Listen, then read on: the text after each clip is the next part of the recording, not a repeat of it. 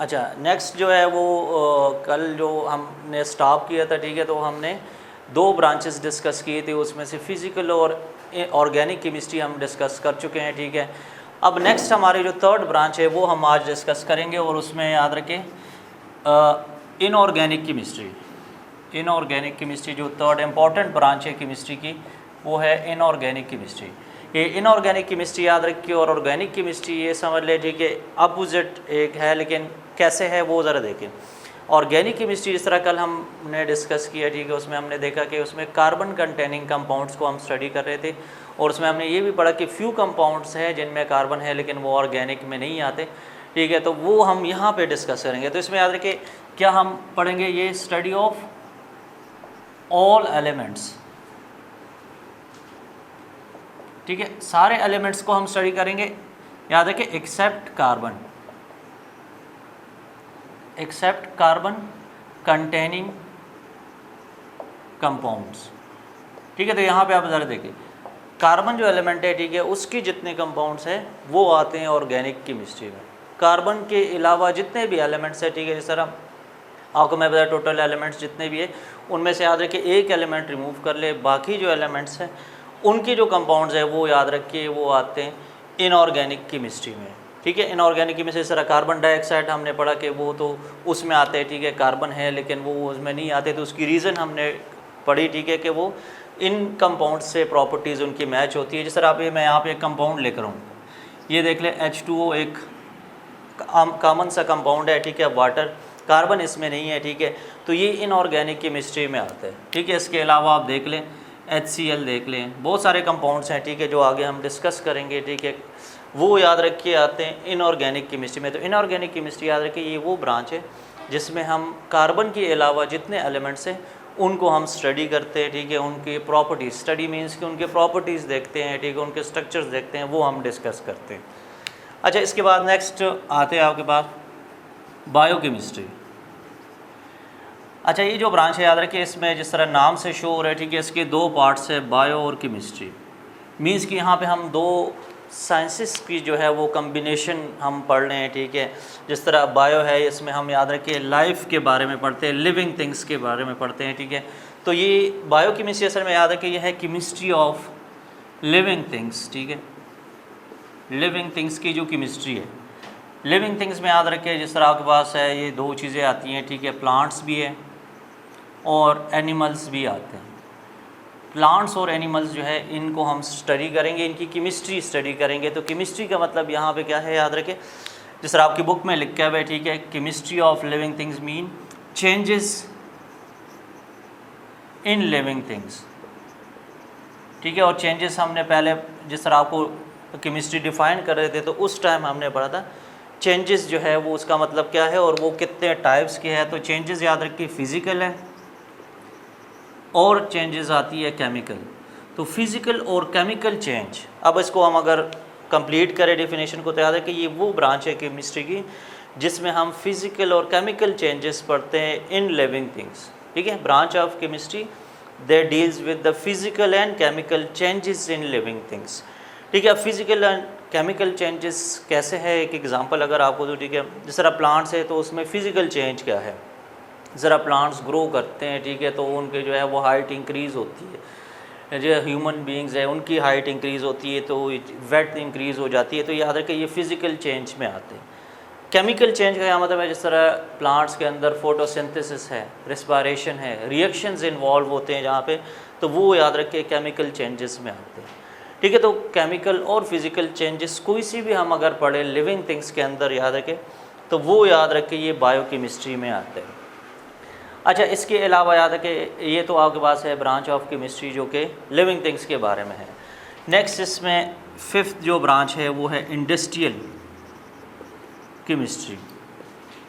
जिस तरह नाम से शो हो रहा है, ठीक है, इसमें हम इंडस्ट्रीज़ के बारे में पढ़ेंगे, ठीक है, जो कि जो कि आपके पास इंडस्ट्रीज़ याद रखिए एक ऐसी चीज़ है जो कि ह्यूमन बीइंग्स के लिए जो है वो लाइफ को इजी बनाने के लिए डिफरेंट जो है वो इंडस्ट्रीज़ है और उसमें हम यूज़फुल चीज़ें बनाते हैं। तो इंडस्ट्रीज़ याद रखिए ये इसमें क्या होता है, हम डिफरेंट चीज़ों को मैन्युफैक्चर करते हैं, ठीक है, और उससे क्या होता है, उससे हमारी लाइफ इजी हो जाती है। तो वो यहाँ पे हम देखते हैं कि इसमें हम क्या पढ़ेंगे, methods and use of technology. यहाँ पे हम क्या स्टडी करते हैं, मेथड्स हम पढ़ते हैं, ठीक है, and use of technology,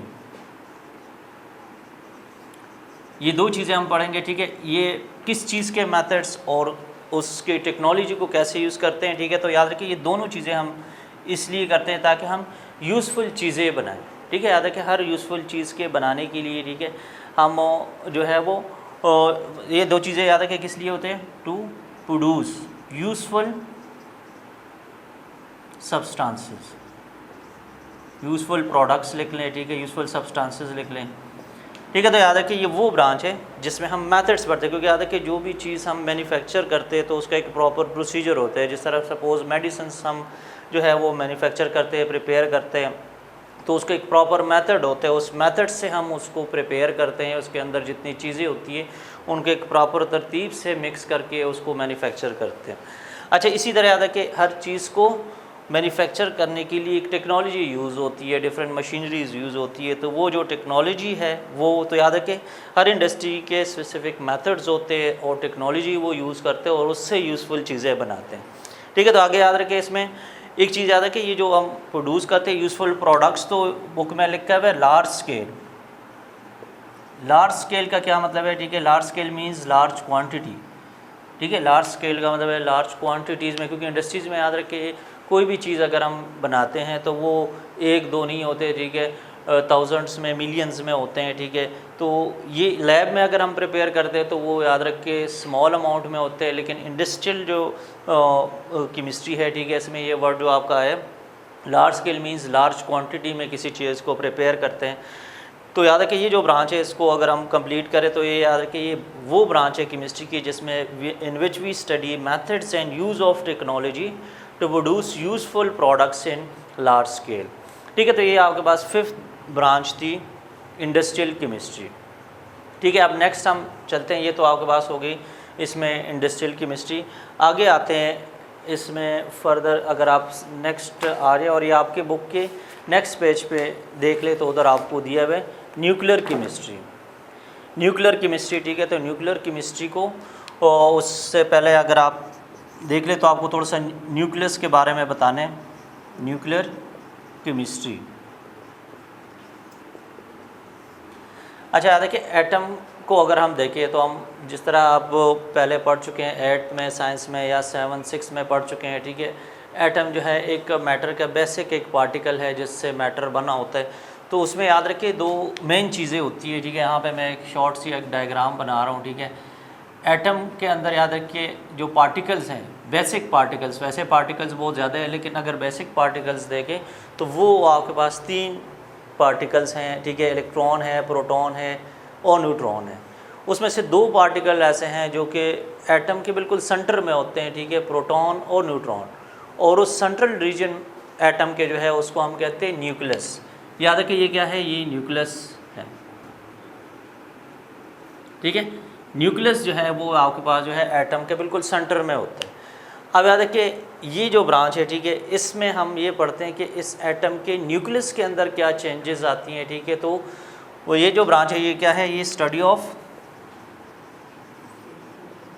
changes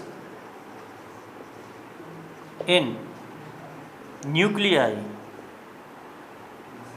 of atoms, ठीक है। एटम के जो न्यूक्लियाई है, ठीक है, उसके अंदर जो चेंजेस आती है, ठीक है, मींस प्रोटॉन जो है रिमूव हो रहे हैं या ऐड हो रहे हैं, तो इसको हम कहते हैं न्यूक्लियर केमिस्ट्री।